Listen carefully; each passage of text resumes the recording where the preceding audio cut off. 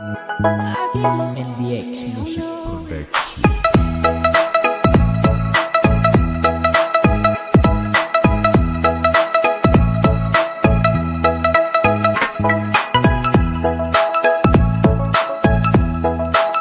Assalamualaikum warahmatullahi wabarakatuh.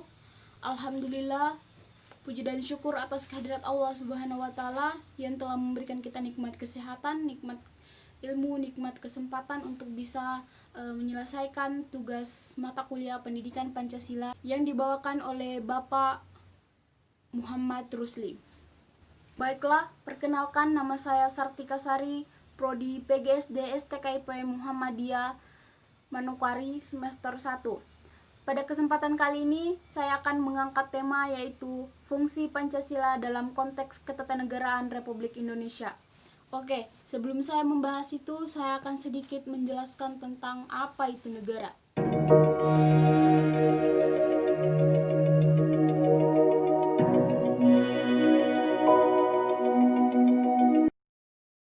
Negara adalah suatu wilayah yang ditempati sekumpulan masyarakat yang mempunyai keinginan untuk bersatu yang diatur dalam organisasi yang berbentuk pemerintahan yang mengatur sebagai kehidupan bersifat mengikat dan memaksa, yang bertujuan untuk menciptakan kehidupan yang aman, tertib, dan sejahtera.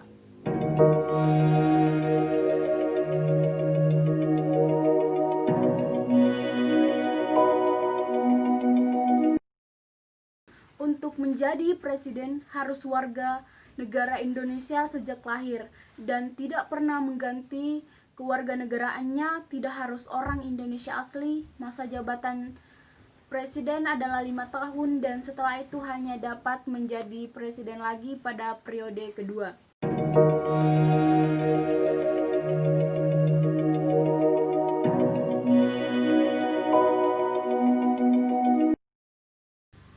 Pancasila dijadikan dasar dari ideologi negara. Dasar negara Pancasila harus dihayati dan diamalkan dalam segenap perilaku kehidupan bermasyarakat, berbangsa, dan bernegara. Sebagai ideologi negara, bahwa semua ideologi yang berkembang di Indonesia harus bersumber dari Pancasila.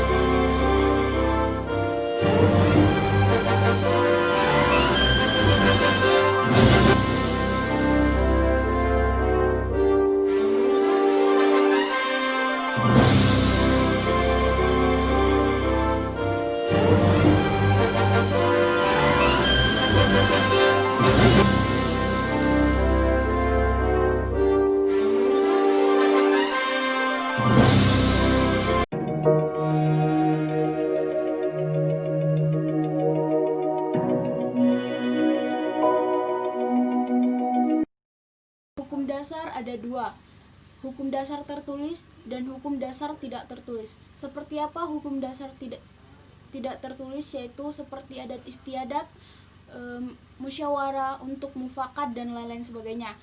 Hukum dasar tertulis yaitu undang-undang, konstitusi. Sebagai pengertian konstitusi tertulis namun yang bersifat sosiologi dan politis.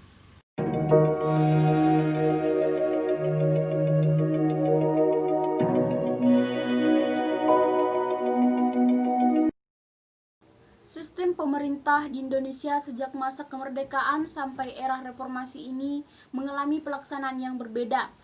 pada saat awal kemerdekaan menggunakan Undang-Undang 1945 sebagai peraturan pemerintahan dengan sistem presidensial, akan tetapi pada kenyataannya pelaksanaannya menggunakan sistem parlementer. Pada sistem presidensial, presiden berkedudukan sebagai kepala negara dan kepala pemerintah yang tercantum dalam beberapa pasal, yaitu pasal 10 sampai 15.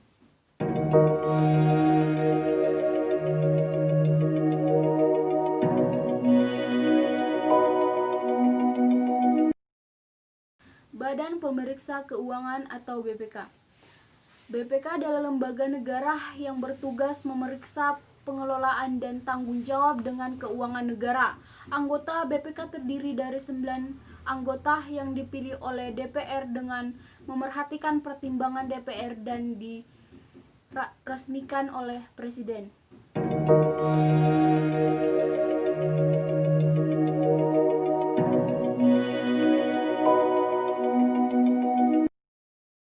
Mahkamah Agung atau MA adalah pengadilan tertinggi negara dari semua lingkungan pengadilan yang diatur dalam Undang-Undang 1945 Amandemen dan lebih rinci diatur dalam Undang-Undang Nomor 5 Tahun 2004 tentang Mahkamah Agung.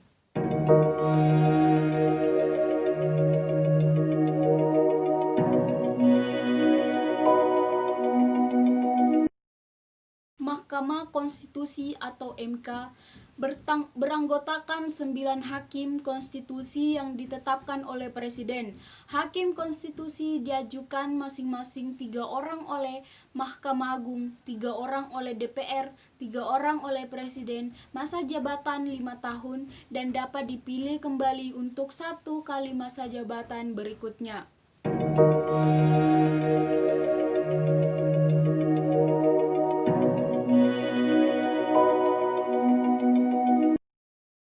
Komisi Yudisial atau KY diatur oleh Undang-Undang Dasar 1945 Pasal 24 yang terdiri dari 4 ayat.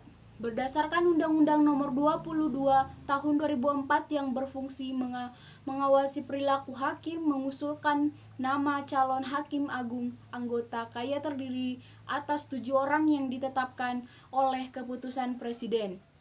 Baik, terima kasih. Mungkin cuma sampai segitu yang bisa saya sampaikan. Lebih dan kurangnya mohon dimaafkan, karena kesempurnaan hanya milik Allah Subhanahu wa Ta'ala. Billahi fil sabil haq fastabiqul khairat. Wassalamualaikum warahmatullahi wabarakatuh.